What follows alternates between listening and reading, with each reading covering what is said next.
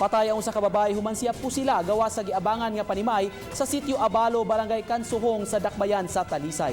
Ang report ni Femari Dumabok. Ang biktima gila nga si Nelma Abalos, 38 anyos, nahitabo ang pagpamusil pasado launa gahapon sa hapon.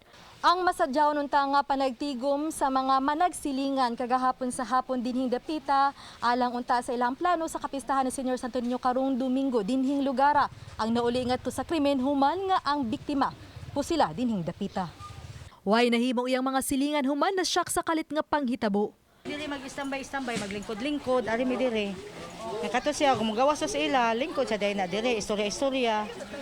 Ano among buhat dire. Naglibog mi nganong gipusil siya nga, katungbayhan na, dili man to kuan, dili, burikinta, dili. Dili siya galingkod. Then, ang kato ko ng suspect, dira nga side, pero wala siya gidulit. Igora pagkuan ba, murag nakabantay siguro siya.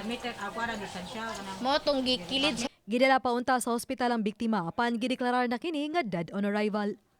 Personal grudge ang gisunod sa kapulisan nga motibo sa krimen. Gani matod sa hepe sa Talisay City Police Station nga doon na sila'y gisunod nga grupo nga posibleng nagpaluyo sa pagpamusil. Trying to dig up the incident and we have found out very relevant information regarding her shooting incident. So actually we have already our suspect. Right now we cannot divulge specific information, but we'd like to assure the family and the public that we are conducting an in-depth investigation. Oban ni Renante Quiñones. Ako si Femari Dumabok. Balitang Bisdak.